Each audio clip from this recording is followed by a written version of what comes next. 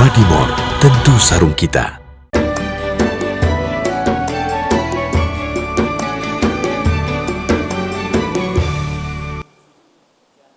Assalamualaikum warahmatullahi wabarakatuh.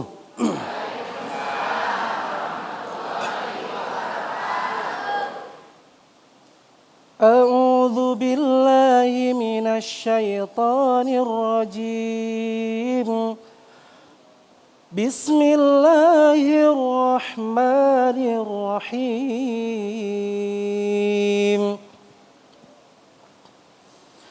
وجزاء سيئة سيئة مثلها فمن عفا وأصلح فأجره على الله إنه لا يحب الظالمين ولمن انتصر بعد ظلمه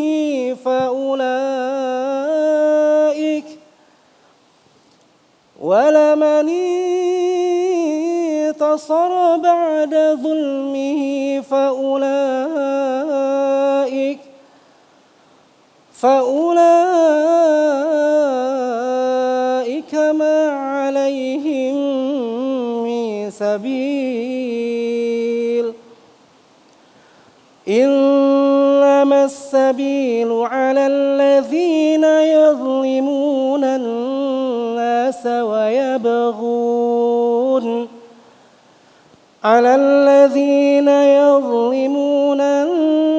ويبغون في الأرض بغير الحق أولئك لهم عذاب أليم سمعنا وأطعنا غفرانك ربنا وإليك المصير صدق الله العظيم. Assalamualaikum warahmatullahi wabarakatuh. Oke, Q, amin. Silakan, amin. Bismillahirrahmanirrahim. Assalamualaikum warahmatullahi wabarakatuh. Alhamdulillahirrabbilalamin. Pemirsa, kita berjumpa kembali dalam Majelis Ilmu Damai Indonesiaku. Hari ini Damai Indonesiaku bersiaran secara langsung dari Masjid Al-Busyra, Ponpes An Suryania, Jalan Gondang, Cimuning, Bekasi Timur. Dan hari ini Damai Indonesiaku akan mengangkat tema mengenai berbuat zalim tanpa sadar. Tentu saya Amel Sani tidak sendiri, sudah bersama dengan sahabat saya Mas Agung. Kami persilakan Mas Agung. Baik, terima kasih Hamel. Bismillahirrahmanirrahim. Assalamualaikum warahmatullahi wabarakatuh.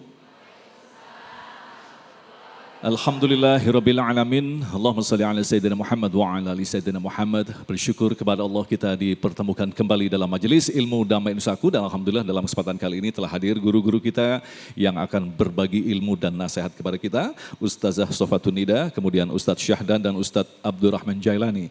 Sebuah tema yang menarik yang kita angkat dalam kesempatan kali ini insya Allah akan menjadi nasihat, yaitu berkaitan dengan berbuat zalim tanpa sadar.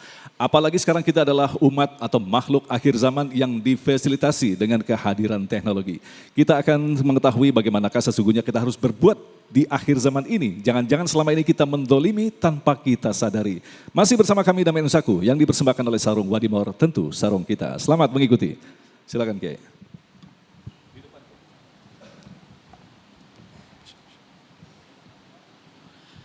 Assalamualaikum warahmatullahi wabarakatuh.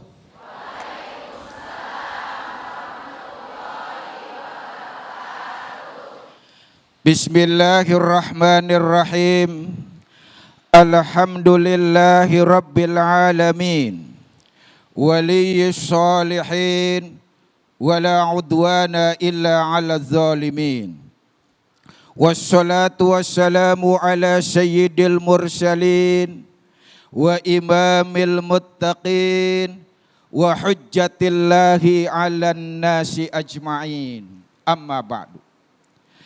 yang sama-sama kita hormati dan muliakan guru kita yang mulia Al-Mukarram Ustadz Abdurrahman Jailani. Kita doakan semoga beliau beserta anak dan istri 3-4 Kiai.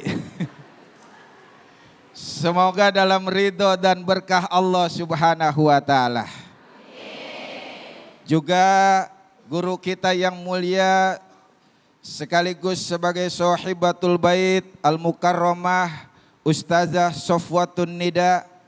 Semoga beliau dan seluruh keluarga Pondok Pesantren As-Suryaniyah senantiasa diberkahi dan diridhoi oleh Allah Subhanahu wa taala.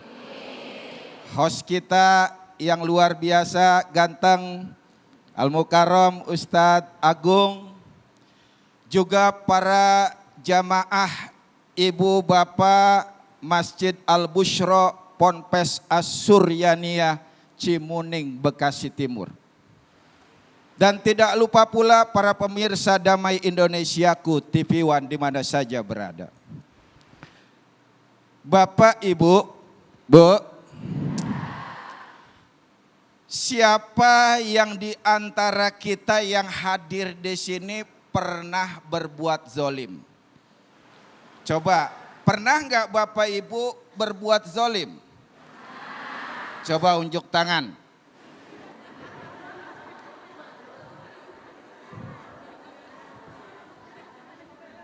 Malu-malu Ustadz. Ngaku ya kita merasa pernah berbuat zolim. Tapi kenapa kita ketika dan saat berbuat zolim sering tidak menyadarinya? Inilah makanya pentingnya kita tahu makhluk yang bernama zolim itu. Kenapa? Agar kita bisa waspada, kita bisa menjauhi dan mencegah perbuatan tersebut. Saudara para pemirsa TV One di mana saja berada. Dalam lisanul Araf, zolim dikatakan wad'u syai'i fi ghairi maudhi'ihi. Meletakkan sesuatu bukan pada tempatnya. Nih, Bu. Mata fungsinya apa mata? Nah itu makanya sering gak sadar berbuat zolim. Fungsi mata aja gak tahu salah. Mata itu fungsinya bukan melihat. Tapi fungsi mata adalah hanya untuk melihat yang baik-baik saja dan diridhoi Allah Subhanahu wa taala. Jadi kadang kita nggak sadar niat aurat orang lain, niat pornografi, sering nonton film. Sering nggak sadar bahwa itu kezoliman. Kenapa? Nggak tahu fungsi mata. Betul. Betul. Ketika kita menggunakan mata untuk melihat hal yang tidak dibenarkan syariat, ketika kita melihat mata yang melihat hal-hal maksiat, maka ketika itu kita sedang zolim pada diri kita sendiri. Nih Bu, telinga fungsinya apa? Nah udah pintar dah tuh. Makanya dikatakan zolim juga al-jauru wa muzawazatul haddi. Ketidakadilan dan melampaui batas. Orang yang berbuat zolim biasanya melampaui batas. Maka bahkan Imam Al-Jurjani dalam kitabnya At-Ta'rif beliau katakan yang namanya al-zulmu huwa at-ta'adi anil haqqi ilal batil. Yakni keluar dari koridor kebenaran, masuk dalam pintu kebatilan. Orang yang zalim sama juga berbuat batil. Kita menggunakan anggota tubuh kita yang sudah dikasih oleh Allah karunia luar biasa, kita gunakan untuk perbuatan tercela, zalim. untuk kita gunakan maksiat, zalim. Mau melihara hewan, ngasih makan minum nggak mau, zalim. Hati-hati. Jangan dianggap sepele. Ketika kita memelihara binatang, terus nggak mau nyira, nggak mau ngasih minum makan, nggak mau memeliharanya, zalim. Apalagi waktu pulang kampung, mentang-mentang peliharaannya murah. Pak, gimana nih ikan kita pulang kampung seminggu, alah udah mati beli lagi aja. Nggak boleh begitu. Kita pengen punya taman yang indah, nanam tanaman hias, nyiram nggak mau, zalim. Betul. Dikasih nikmat begitu banyak sama Allah, nggak mau bersyukur, zalim itu. Makanya kezaliman itu erat kaitannya dengan perbuatan maksiat, sesuatu yang keji dan tercela. Biasanya orang yang zalim punya sifat bengis, nggak punya jiwa empati. Ngelihat orang susah, sengsara, seneng. Nggak punya jiwa kemanusiaan. Sering tidak berbuat adil, diskriminatif terhadap orang lain. Terutama bapak-bapak nih, sering bapak diskriminatif terhadap istrinya. Memang kadang-kadang bapak aneh juga, Bu. Sama orang baiknya luar biasa. Giliran sama istrinya pelitnya 17 set. Giliran sama wanita lain ngomongnya lemah lembut. Cinta, sayang. Giliran sama istrinya galak banget. Ada yang begitu, Bu? Ngomong sama bininya kayak mau ngomong sama maling. Ya Allah. Giliran wanita lain update status langsung di like, langsung di komen. Amazing. Beautiful. Akun istrinya malah diblokir. Masya Allah. Ada yang begitu, Bu? Ada, Bu? Jangan-jangan suami ibu. Lah iya kan aneh ya, Bu ya. Zolim itu, Pak. Benar gak? Ngomong sama wanita lain lemah lembut, banyak ngomongnya, bahkan sering muji wanita lain. Sama istri, kamu Masya Allah, kenapa sih kalau ngomong sama kamu bawaannya nyambung terus, kamu cerdas banget. Sama istri saya mah udah lemot, lobet lagi. Kan gitu ya kan? Ada begitu. Sama istri nggak mau muji, jangankan muji, terima kasih aja nggak pernah, betul? Malah dicari kesalahannya. Kalau sama wanita lain, Masya Allah. Pak, maka berbuatlah yang terbaik untuk pasangan kita. Tapi jangan merasa berbuat baik. Tapi ibu juga harus sadar nih, kadang-kadang perempuan selalu merasa jadi korban terzolimi. Benar gak? Padahal perempuan nggak tahu jihad tertingginya nggak dilaksanakan. Rajin sholat, rajin puasa sunnah, rajin tadarus, tapi nggak melaksanakan jihad tertingginya. Apa itu? Senyum terhadap suaminya. Wallahu a'lam bishawab. Terima kasih Kiai yang telah mengingatkan kembali kepada kita. Barangkali selama ini kita melakukan perbuatan yang termasuk kategori zalim tanpa pernah kita sadari. Untuk lebih jelasnya nanti Ustazah Nida akan jelaskan kepada kita apa saja yang dikategorikan sebagai perbuatan zalim. Selepas pesan-pesan berikut ini tetaplah bersama kami Damai Indonesiaku yang dipersembahkan oleh Sarung Wadimor, tentu sarung kita.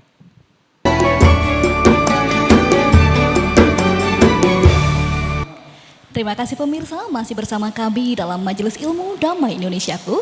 Di segmen pertama tadi, guru kita Ustadz Syahdan telah menjelaskan apa makna perbuatan zalim dalam Islam.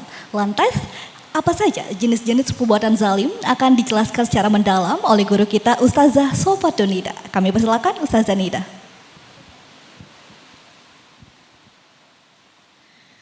Bismillahirrahmanirrahim. Assalamualaikum warahmatullahi wabarakatuh.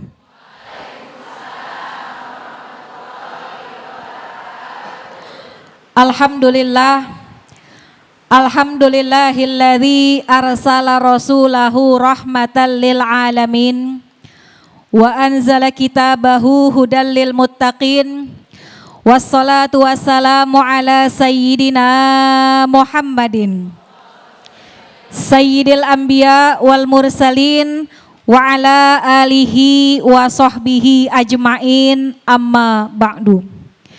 Subhanaka la ilma lana illa ma 'allamtana innaka antal alimul hakim. Rabbi shrah li sadri wa yassir li amri wahlul 'uqdatam min lisani yafqahu qawli. Shadaqallahul aliyul azim. Yang sama-sama kita hormati dan kita muliakan segenap para alim ulama, guru-guru kita yang alhamdulillah sudah hadir di tengah-tengah kita. Kita doakan mudah-mudahan guru-guru kita senantiasa berada dalam pemeliharaan Allah Subhanahu wa taala. Ustadz Agung Izul Haq dan Mbak Amel selaku pengatur acara, segenap jamaah Majelis Taklim Masjid Al-Bushra Asuryaniyah Islamic Center Cimuning, dan juga seluruh pemirsa Damai Indonesiaku TV One dimanapun berada, mudah-mudahan kita semua berada dalam limpahan rahmat, limpahan berkah dari Allah Subhanahu wa taala. Syukur alhamdulillah.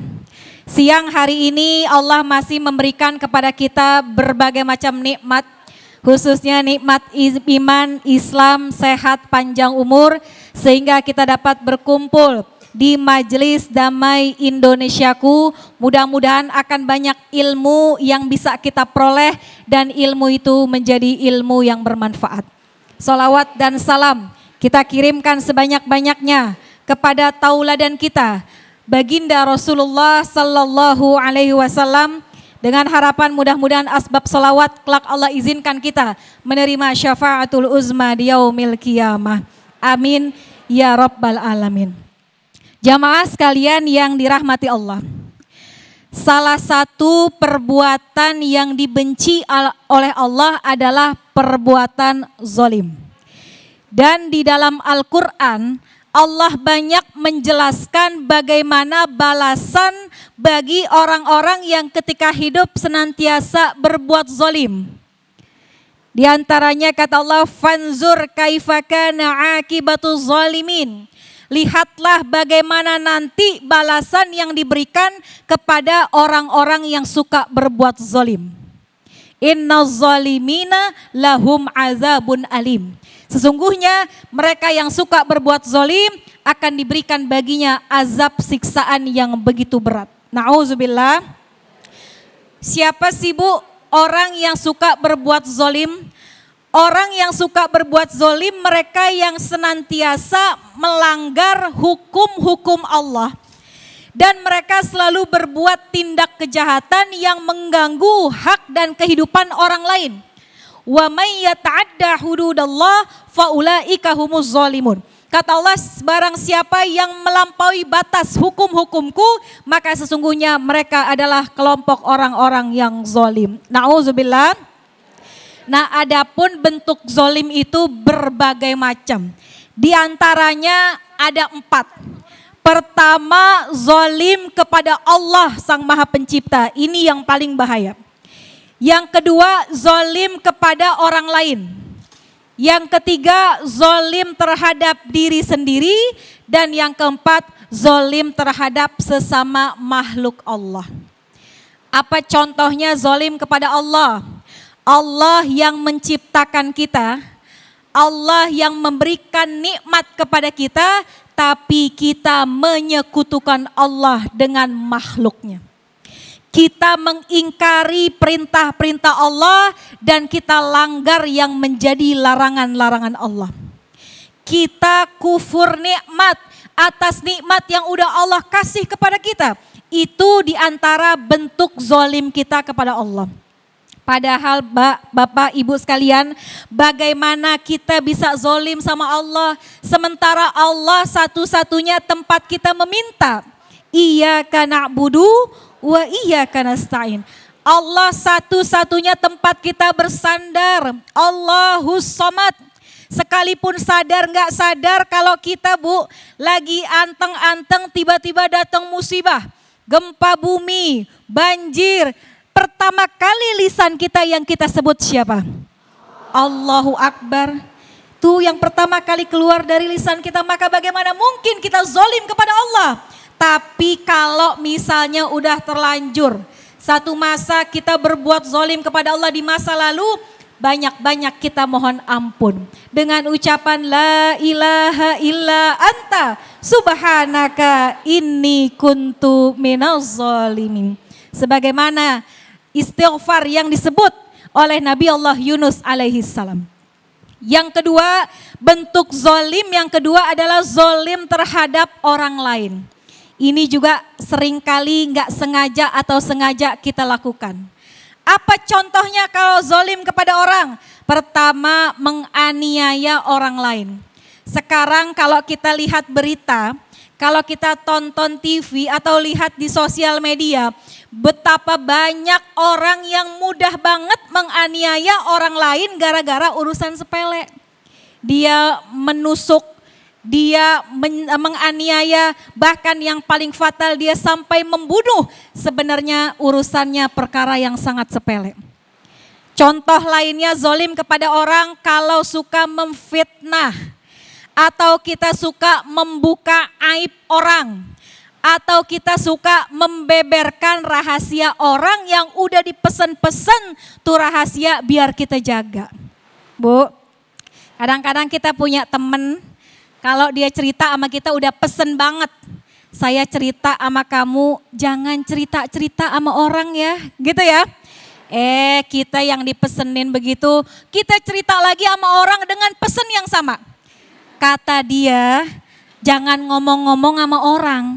Kita cerita sama si A, si A cerita lagi ke B dengan pesan yang sama. Akhirnya yang tadinya rahasia cuma dipegang satu orang, gara-gara mulut kita sumber yang kedua, maka berita itu akan menyebar kemana-mana. Itu juga merupakan perbuatan zolim. Maka jangan sampai Bu kita termasuk kelompok orang-orang yang suka berbuat zolim kepada orang lain. Nauzubillah min zalik. Yang ketiga, zolim kepada diri sendiri. Apa contohnya? Bunuh diri. Orang banyak yang bunuh diri merasa bahwa masalahnya selesai. Iya, masalah di dunia selesai. Tapi nanti akan ada hisabnya di yaumil qiyamah. Dan yang terakhir adalah zolim terhadap makhluk lain. Tadi sudah disampaikan oleh guru kita, kalau kita punya hewan jangan ngerawatnya doang. Jangan kita lupa buat kasih makan. Kalau kita nanam tumbuhan jangan lupa disiram.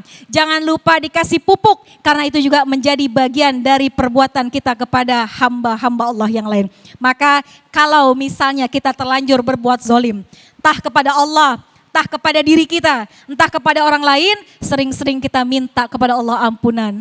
Rabbana zolamna anfusana wa illam taghfir lana wa tarhamna lanakunanna minal khasirin. Amin, amin, ya Rabbal alamin.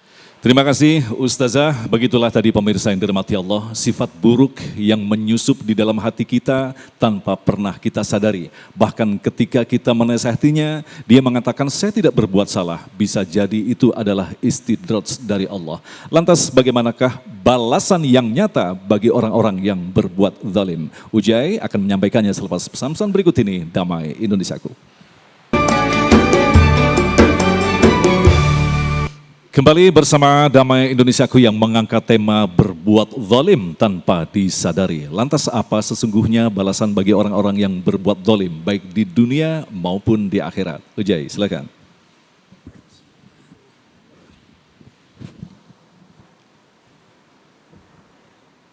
Assalamualaikum warahmatullahi wabarakatuh.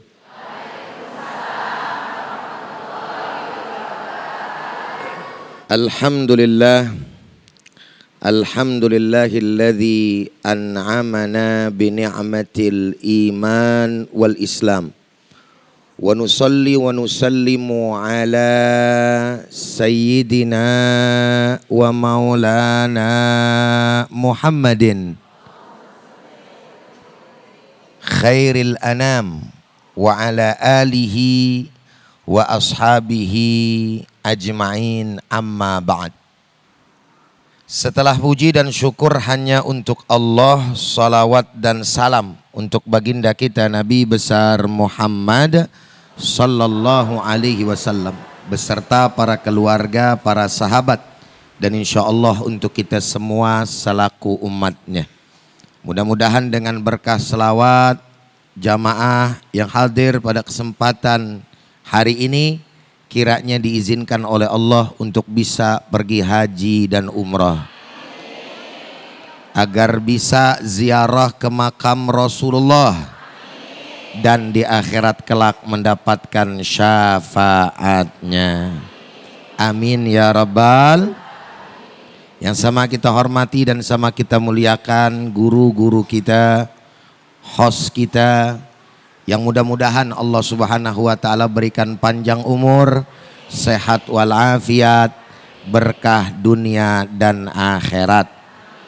Ibu-ibu, bapak-bapak, para jamaah dan para pemirsa Damai Indonesiaku TV One dimanapun berada, mudah-mudahan Allah Ta'ala berikan keberkahan, banyak duit, utang lunas, duit mata ijo, aminnya gede. Ibu-ibu, bapak-bapak, para pemirsa dimanapun Anda berada, telah panjang lebar dijelaskan oleh guru kita dari awal sampai dengan yang kedua mengenai persoalan perbuatan zolim.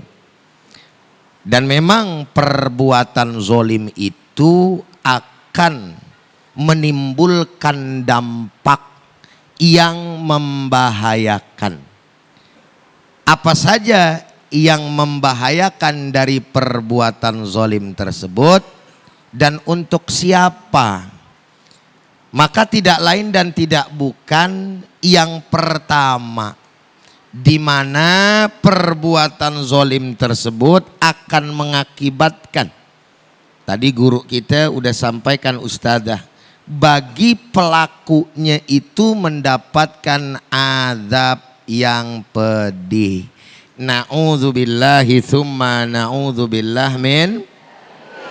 Apa kata Allah Subhanahu wa taala dalam catatan saya supaya saya tidak keluar dari konteks, di mana Allah Subhanahu wa taala menyampaikan wa may yuzlim minkum nudziqhu adzaban kabira.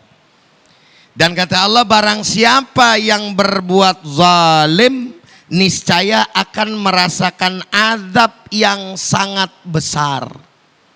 Bukan hanya saja di alam akhirat, tapi juga bisa disegerakan di alam dunia.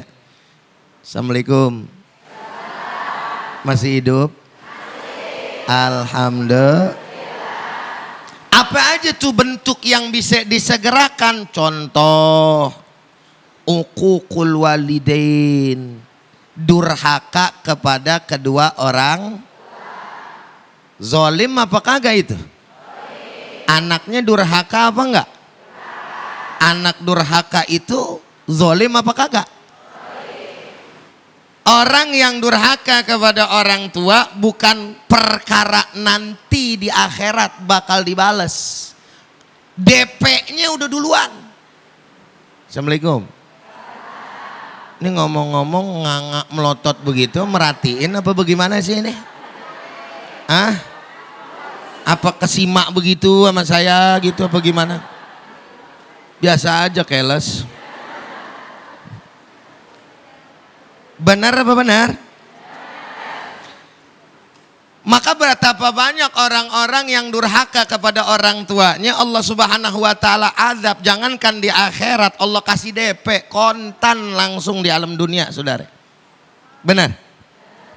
Makanya hati-hati sama perbuatan zalim. Dan bukan hanya saja yang namanya dirinya. Ada. Taruh dulu kain sarung. Biasa wadimor. sarung kita. Cuman di sini doang saya pakai gamis, bukan pakai sorban tapi gandengannya sarung. Urusan matching kagak matching, yang penting wadimor sar. Insya. Jadi hati-hati. Nah, perbuatan zolim juga bukan hanya saja berlaku kepada orang tersebut dari dampaknya. Tapi ternyata perbuatan zolim seseorang dan orang yang tahu akan perbuatan zolim orang tersebut, lalu orang tadi yang tahu tuh, yang tahu, assalamualaikum, yang tahu cicing wae, diem aja, akan mengakibatkan daripada yang namanya azab pula. Maka dalam ayat yang lain dikatakan wattaqu fitnatan la tusibannal ladzina zalamu minkum khassah. Wa'lamu annallaha syadidul iqab. Sadaqallahul azim.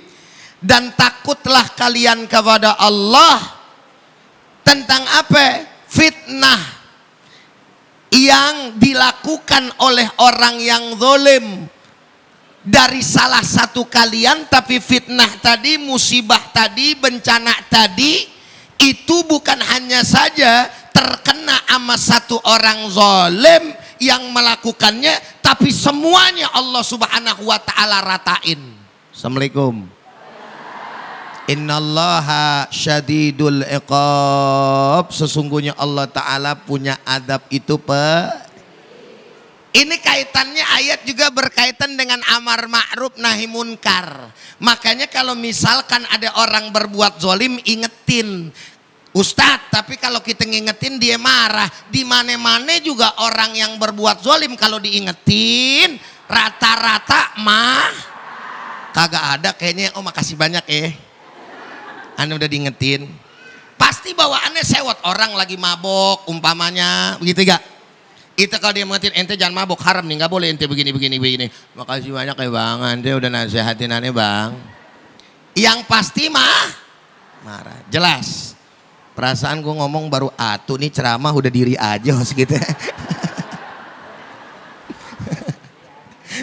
Di sini catatannya ada 5. Baru atuh host kita udah berdiri. Lanjut apa kagak? Kata lu lanjut, kata waktu mah kagak. Habis urusannya. Dah, ntar 2, 3, 4, 5 mendingan kita ngobrol bareng aja di belakang. Bener apa kagak kira-kira? Pokoknya nanti yang namanya orang berbuat zalim dampaknya intinya dah bukan hanya sendirian yang dia dapat, tapi juga bisa berlaku dan merugikan orang lah. Na'udzubillah min. Paham apa paham? Jelas apa jelas? Ngerti apa ngerti? Kalau udah jelas sudah ngerti berarti sampai di sini.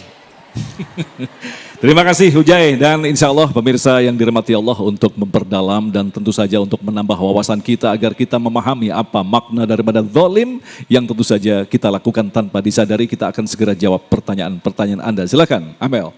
Baik, terima kasih Mas Agung. Kini saatnya kita mempersilakan jamaah yang ingin bertanya. Di samping saya sudah ada salah satu jamaah. Assalamualaikum Ibu. Waalaikumsalam. Dengan siapa namanya Ibu? Dengan Latifah. Baik Ibu, silakan pertanyaannya Ibu. Baik. Assalamualaikum warahmatullahi wabarakatuh.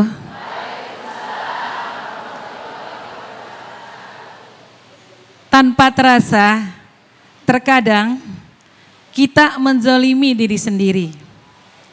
Contohnya, seperti kita sebagai ibu rumah tangga yang di rumah udah dengan begitu banyak tugas kita, ditambah dengan kegiatan-kegiatan seperti mengisi majlis taklim, mengajar, ataupun yang lainnya. Kita kan sebagai orang tua ya, sebagai seorang istri, pingin memberikan yang terbaik, surprise yang terbaik ya buat keluarga, servis yang terbaik. Jadi saya minta kepada guru-guru kita, mohon memberikan caranya. Bagaimana nih caranya agar kita tidak terhindar dari berbuat zalim, terutama pada diri saya sendiri. Terima kasih. Assalamualaikum. Baik, Masya Allah, terima kasih banyak Ibu sudah bertanya, Masya Allah pertanyaannya. Baik, Bapak Ibu dan pemirsa, tentu kita akan mendengarkan jawaban dari guru kita, namun usai jeda berikut ini. Tetaplah bersama kami dalam Majelis Ilmu Damai Indonesiaku.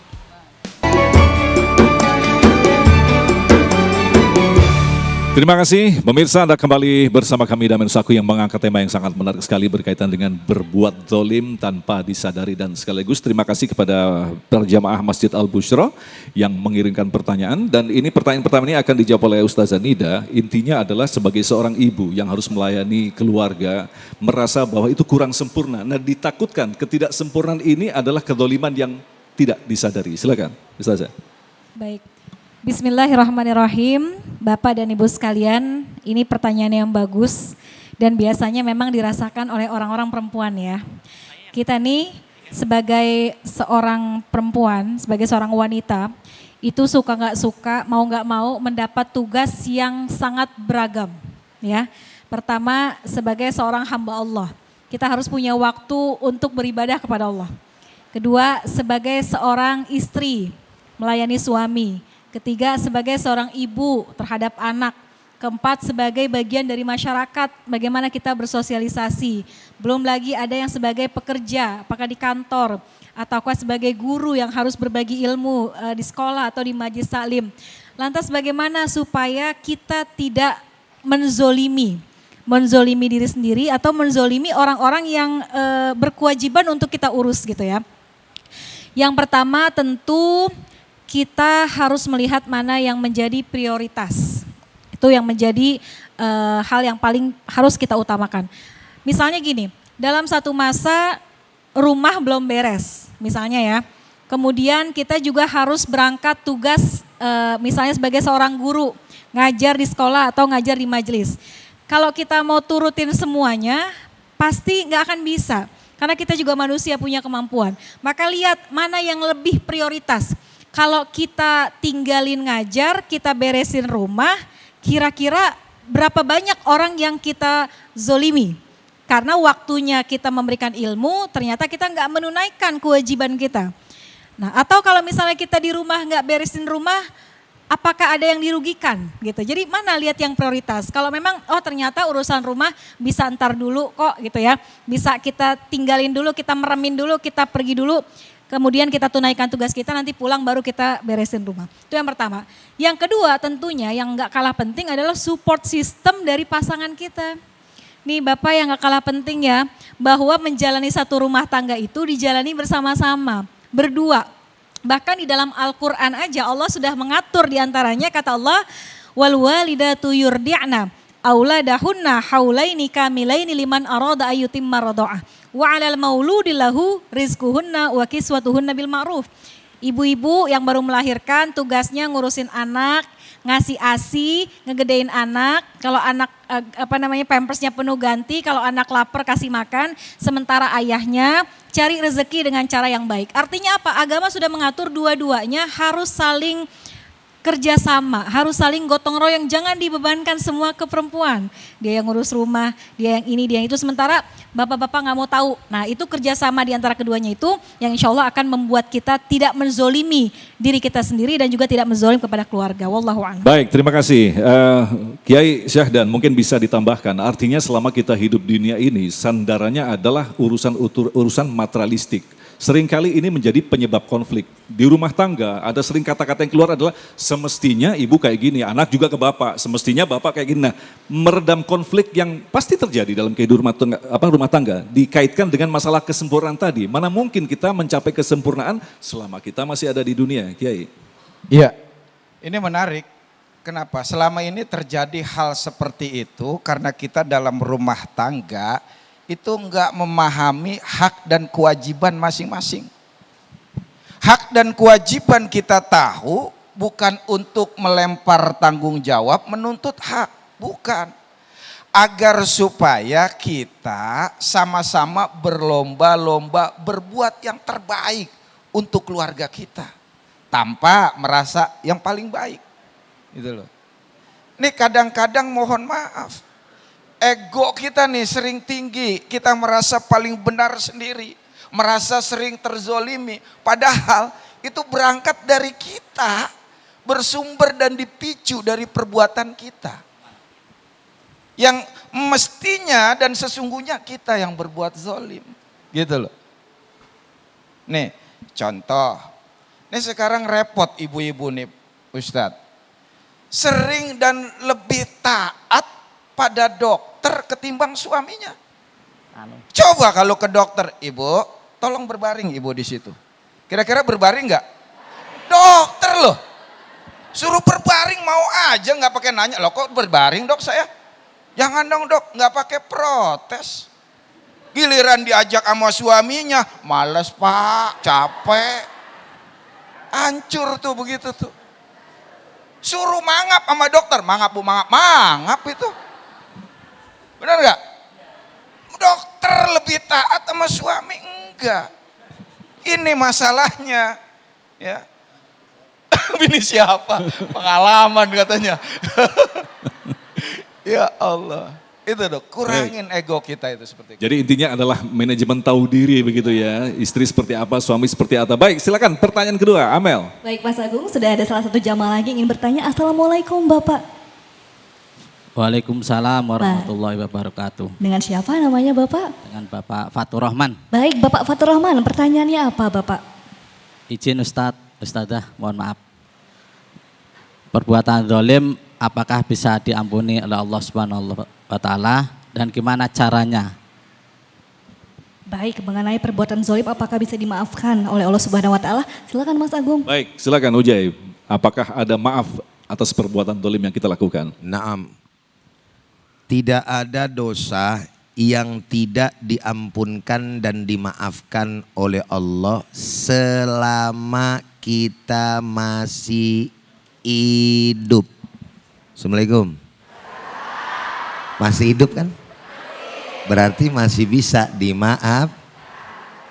Ngelawan sama laki aja juga dimaafin sama laki. Bener? Kenapa? Ya bini gue masih hidup kan begitu. Tidur sendiri juga laki kayaknya romannya bagaimana gitu ya. Enggak enak. Manusia aja masih begitu, bagaimana Allah. Innallaha yuqbalu taubata abdin malam yughargir. Allah itu akan mengampuni daripada hambanya ya selama nyawanya masih ada di tenggorokan. Los dari tenggorokan, tahu los nggak? Apaan tuh? Lepas, selesai, udah nggak bisa lagi. Udah gitu baiknya Allah Ta'ala sama kita nih gitu ya. Itu Allah yang nyuruh kita. Ya ayyuhalladzina amanu tubu. Tuh fi'il amr tuh. Wahai orang-orang yang beriman, taubatlah kalian ilallahi kepada Allah. Taubatan nasuha, dengan taubat yang sebenar-benarnya. Ustadz tapi laki saya kadang begitu. Ini hari taubat, besok begitu aja lagi. Taubatnya taubat sambal Pak Ustadz. Oh bukan laki saya aja Pak Ustadz, saya kadang-kadang juga begitu. Udah taubat, saya melaki saya kagak buat salah. Saya ngelawan lagi baik. Begitu aja, gimana tuh Ustadz tuh? Apa saya mempermainkan yang namanya agama, mempermainkan taubat kepada Allah? Enggak. Artinya apa? Jangan berhenti di dalam bertobat kepada Allah selama kita masih hidup. Karena yang namanya manusia, al-insanu mahallul khata' wan nisyan, dan sebaik-baiknya orang yaitu adalah orang yang banyak bertaubat. Assalamualaikum. Jelas ya, tapi jangan jadi acuan. Kalau begitu ntar gue zolimin lagi aja orang, gue tinggal taubat lagi terus zolim lagi. Itu namanya niat bingit. Nggak boleh, haram model macam kayak begitu.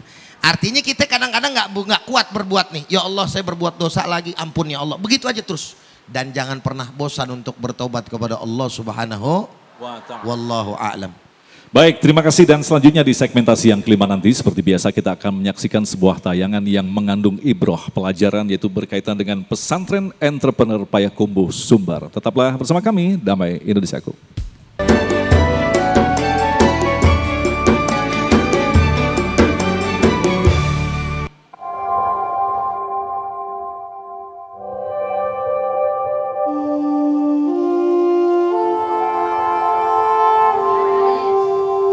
Menjadi wirausahawan berarti sedia bekerja lebih keras dari orang biasa.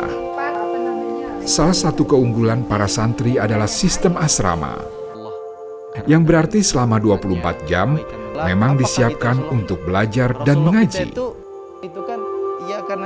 Pola dasar inilah yang dikelola dan diarahkan oleh pesantren entrepreneur Payakumbuh Sumatera Barat untuk pengembangan ilmu kewirausahaan.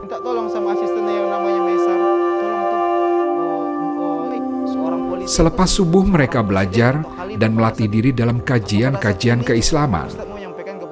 Telaah Al-Quran dan hadis tiada habis dikupas sebagai pedoman hidup di zaman yang penuh tantangan. Selepas menunaikan tugas utama santri, yakni mengaji dan mengkaji ilmu agama, para santri segera memulai hari penting mereka sebagai calon-calon entrepreneur masa depan. Sebagaimana biasa, di hari Sabtu dan Minggu, para santri memulai aktivitas penting mereka, berdagang. Tugas para santri kini jauh lebih berat dan menantang. Menjajakan semua makanan yang telah sedemikian rupa mereka siapkan. Zubi dan kawan-kawan menggunakan motor modifikasi untuk menjajakan dagangannya. Mereka berkeliling di seputaran kota Payakumbuh mencari para pembeli yang jadi sarana mendapatkan rezeki. Pengalaman paling berkesan sih kadang-kadang ada yang langsung borong semuanya gitu. Misalnya lagi jalan, habis itu tiba-tiba ada orang borong semuanya. Jadi itu paling berkesan pengalaman sih. Kalau semangat sih tetap karena itu emang jalan cita-cita. Jadi kalau walaupun gimana pun jadi harus dicoba. Karena emang nggak ada suatu usaha tuh karena keberhasilan tuh mesti kan ada kerugian juga. Jadi ada kesalahan dan juga ada keuntungan juga. Tak ada jalan mudah untuk setiap keberhasilan. Para santri ini menempa diri untuk gigih berjuang di jalan yang penuh tantangan. Dan apa yang mereka kerjakan tidak lain adalah tabungan untuk menjemput masa depan. Pisang coklat ada, kalau misalnya keuntungannya lebih dari 50 sih kadang ditabung. Kalau misalnya cuma 12.000 atau berapa ribu lah, kurang dari 20.000 dibuat jajan aja. Kitanya sih mau jadi belajar tentang usaha, seperti manajemen keuangan, manajemen waktu, dan untuk meningkatkan mengasah lagi ilmu agama supaya tidak tersesat nanti ketika kita memang sudah benar-benar jadi seorang pengusaha.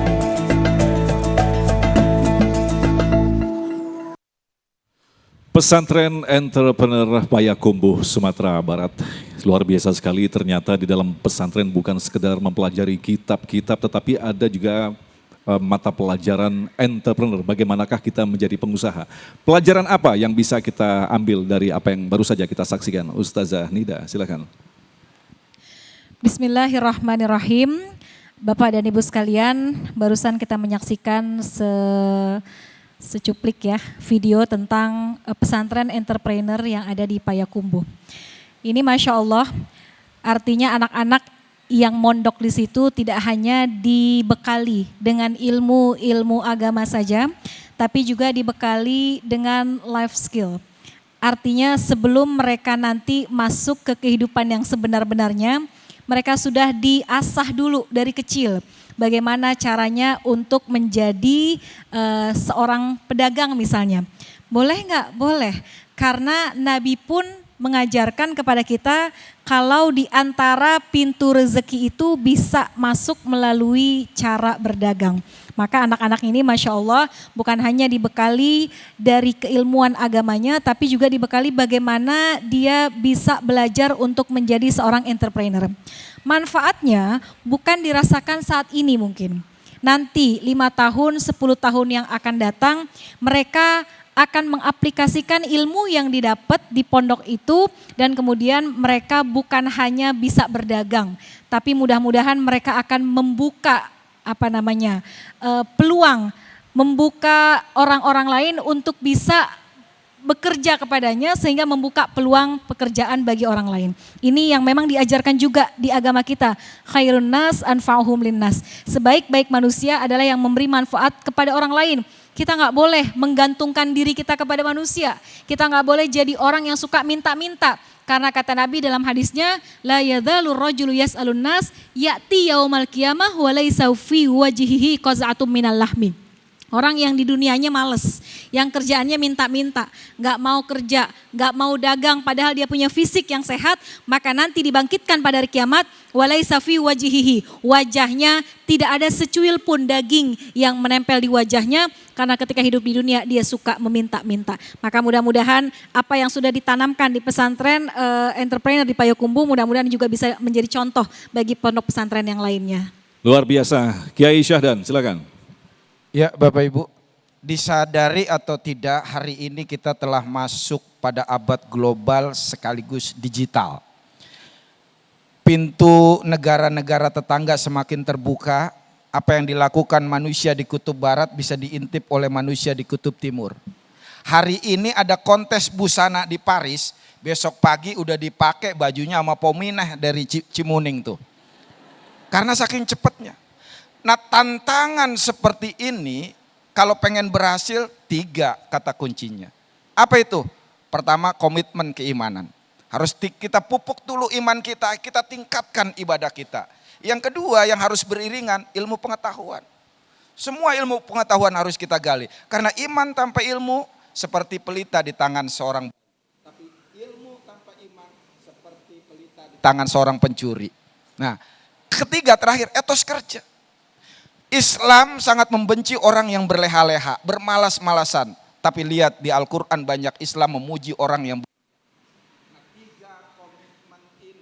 menjadi kata kunci yang hebat, yang tepat solusinya adalah pesantren entrepreneur. Kira-kira begitu. Baik, mungkin Ujai kita akan mencoba mengkritisi persepsi kuno kita bahwa orang yang masuk ke dalam pesantren, anak-anak kita yang masuk ke dalam pesantren keluarnya nanti jadi guru mengaji. Nah ini persepsi yang umum terjadi, tapi ternyata dikritisi dengan hadirnya pesantren-pesantren yang sekarang sudah sangat menjamur sekali.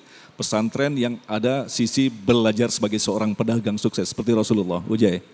Nah, jadi memang sebagaimana yang tadi Ustadzah sampaikan, Islam itu kan universal, kamil, syamil, sempurna dan dia menyeluruh, apapun ada di dalamnya. Hanya saja memang di akhir-akhir ini ada perubahan mindset mungkin ya di akhir zaman. Orang kalau misalkan keluar pesantren pokoknya ntar lu semata-mata bakal jadi kiai. Padahal tidak sesempit itu yang harus kemudian kita pikirkan tentang anak-anak yang ada di dalam pondok pesantren. Tetapi juga tidak menghilangkan bahwa pemahaman dan pendidikan agama itu juga amat sangat penting. Jadi ibu-ibu, bapak-bapak, para pemirsa, kalau misalkan masukin anak ke pesantren, jangan niatin hanya sekedar besok dia bakal jadi kiai, bukan. Tapi emang kewajiban saya mendidik daripada anak saya ngerti agama. Assalamualaikum. Jelas nggak? Karena teman-teman saya juga pada dasarnya enggak semuanya kayak saya. Ada mereka pengusaha-pengusaha, tetapi mereka yang mempunyai ilmu dan kapasitas agama yang mumpuni gitu loh. Agama ini buat apa sih? Modal apa? Mempertahankan daripada keimanan. Komitmen keimanan tadi ada di dalam diri seseorang. Tetapi bagian daripada yang lainnya kan memang dikerjakan sama Nabi. Nabi berdakwah, Nabi menjadi kiai, kalau bahasa kita jadi ulama, tapi Nabi juga kan pengusaha. Begitupun dengan yang namanya para sahabat. Bagaimana Abdurrahman ibn Auf, bagaimana Utsman ibn Affan. Mereka itu kaya. Mereka itu para, apa bahasa tadi gue ribet ngomong entrepreneur gitu lah pokoknya ya. Lah orang Betawi suruh ngomong begitu rada belibet ini soalnya. Pokoknya usaha dan Allah Ta'ala nyatakan kan wabtagi fima atakallah daral akhirah wala tansa nasibaka minad dunya. Cari ame kalian tuh bekal buat akhirat, tapi jangan pernah lupa ada bekal pula buat di alam dunia. Ngapa? Lu pergi haji bukan bismillah langsung terbang, Bambang. Betul nggak? Lo pergi haji pakai duit. Betul, duitnya dibeliin tiket, tiketnya masukin ke pesawat, berangkat dah kita, betul kagak? Ampe sono aja kudu beli korma, mikirin tetangga, pemunah, belum lagi sejadah buat guru ngaji kita, kan pakai duit itu. Lah kalau misalkan bagasi udah kepenuhan, baru dah ujung-ujungnya tenabang, mana lagi kan gitu.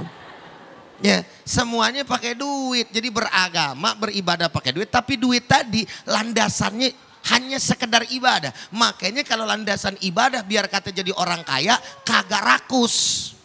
Utsman bin Affan biar kata kaya dia punya duit, tetapi kalau misalkan dilihat maslahatnya buat umat ada, dia sumbangin.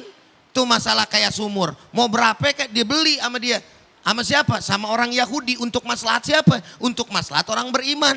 Makanya sampai hari ini yang namanya rekening Utsman bin Affan masih ada. Orang yang 14 abad yang lalu kagak ada. Kenapa? Karena kekayaan dinilai juga untuk ibadah. Tapi sekarang terbalik. Assalamualaikum. Waalaikumsalam. Terima kasih. Terima kasih Ustazah Nida, Kiai Syahdan dan Ujai yang telah memberikan nasihat sekaligus ilmu yang sangat luar biasa sekali di kesempatan kali ini.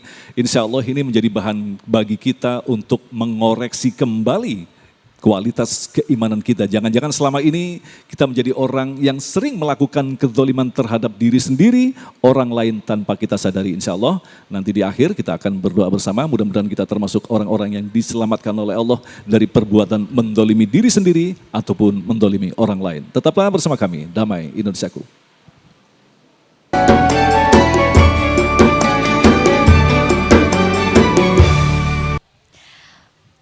Alhamdulillahirrabbilalamin, pemirsa Damai Indonesiaku, terima kasih sudah menyimak bersama tausiah yang sudah didengarkan dan kita bersama telah mendengarkan tausiah dari guru-guru kita. Kiranya semoga insya Allah kita bukan termasuk orang-orang yang zalim. Amin ya robbal alamin. Akhir kata kiranya saya Amel Sani dan saya Agung Sulak serta pendukung acara ini Sarung Wadi Maur Tentu Sarung kita mengucapkan terima kasih atas perhatian Anda. Sampai jumpa minggu depan. Wassalamualaikum warahmatullahi wabarakatuh.